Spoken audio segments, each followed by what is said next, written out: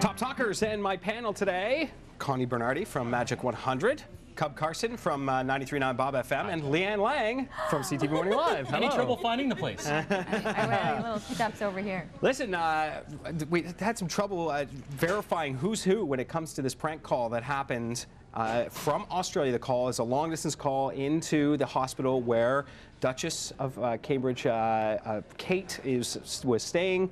Was under the weather with obviously severe morning sickness, and the prank callers from a radio station there got through and got some information. I want to play that for you first, and then we'll talk about it. Let's take a listen. Hello, good morning. Can I visit 7 please? Oh, hello there. Could I please speak to Kate, please, my granddaughter? Oh, yes, just hold on, ma'am. Thank you. Hello, I'm just after my granddaughter, Kate. I want to see how her little tummy bug is going. Mummy. She's sleeping at the moment, and she has had an uneventful night. And sleep is good for her as we speak. She's been getting some fluids to rehydrate her.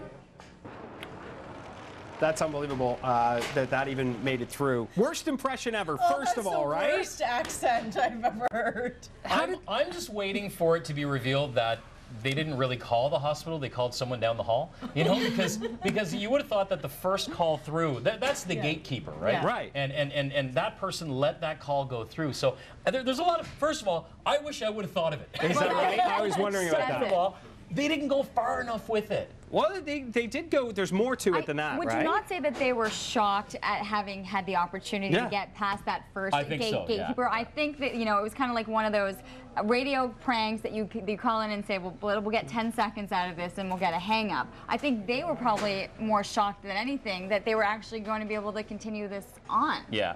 I know when I do those kind of things, I kind of hope for the hang-up, because the hang-up for me is the payoff. You know, like you string them along a little bit, you hit them with the line, bam, they're offended or whatever, and they hang up. But I thought that the guy's Prince Charles was better than the girl's. So later on, I guess he's saying "Mommy" in the background. And he's walking the corgis. The dogs are barking. It's like so beyond ridiculous that it couldn't be true, and the person is on the line, totally accepting it. How nervous? She's so nervous. The nurse sounded when she was like talking to her. Well, it's the Queen. Yeah, I know. And I feel sorry for the girl that had to continue that bad accent. Yeah. That entire phone call.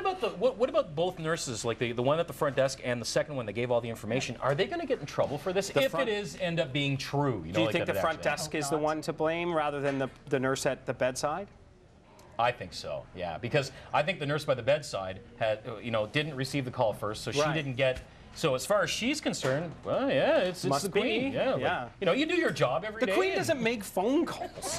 At the end of the day, though, how devastated must Kate be at this particular point that, I mean, it is already a media frenzy over this. She is still not even yet at that 12-week marker.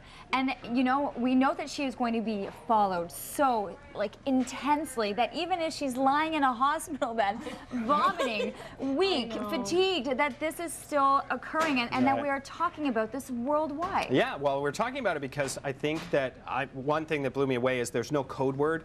Unless it was tummy bug. Yeah, was it tummy bug? Is that how they got through? That's a pretty good safe word. So they get the code word. Like usually you have a password to get a hold of somebody who's famous in a hotel or a hospital, I would imagine. So that struck me. But is there any responsibility on the radio station? Do you think the employees, the two hosts? I don't actually think they ever thought they were going to get that far into the phone call, if it was real. Oh, we never get in trouble for those. No, never.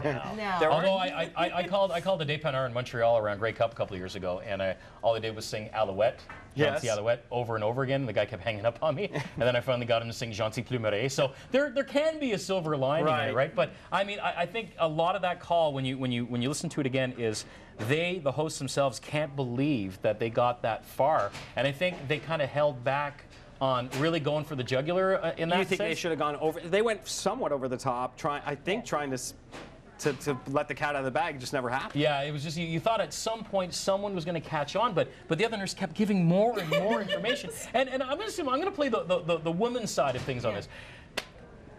Morning sickness and you got to go to the hospital. Oh, no. Seriously, is it that? I mean, my wife got morning sickness really bad.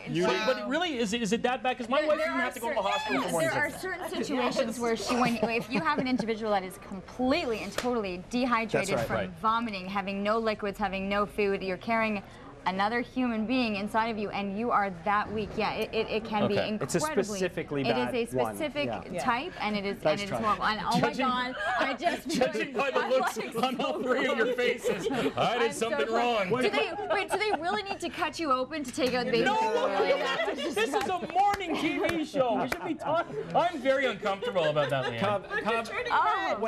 When Connie puts a hand in front of your face, something's wrong. Something's wrong. Stu warned me about that. She lives with something like that. Listen now, the two hosts may be in trouble here. Australia's broadcasting regulations stipulate live programs must not treat participants in a highly demeaning or exploitive manner. Well, there wasn't anything demeaning about that. No? No. Except for Charles walking the corgis. He's the prince. He shouldn't be walking dogs. That might be what he does. I think every other radio host is going, gosh, I wish we had tried this. That's what I thought this morning when I got in. I was like, oh, come on. I mean, I know that there are folks in Quebec called the Masked Avengers who really, really do like they've pranked Hillary Clinton and Kofi Annan from the UN. I mean, like they really research. This seemed like something that they just like, you know what? Let's try calling the They Googled the number of the hospital and they got through. They did it. Yeah. The Queen had been stumped like this too, thinking that Jean Chrétien had called her. That's right. There had been something in history that there's an understanding that they had been on the other side of Hello, things, is this too. the Queen's? Hello, Prime Minister. I want to talk to you. So, Cub and Company will be making phone calls. Oh, we're burning up the other one. What's happening? What's happening? What can we do? Well, there you have it. So I guess the panel agrees that the culpability lies more on the hospital staff. And, you know, feel free to build in some security with checks and balances. Maybe a private number for the Queen. Maybe. I like the password. The password is a very good idea. Like, you know, Mrs. Tiggy Winkles. I'm checking into a hotel today under the name IP Freely. Oh, boy. And with that, we'll wrap this Top Talkers with my panel. Thank you so much to Connie Bernardi, Carson, and, of course, Lianne Laing.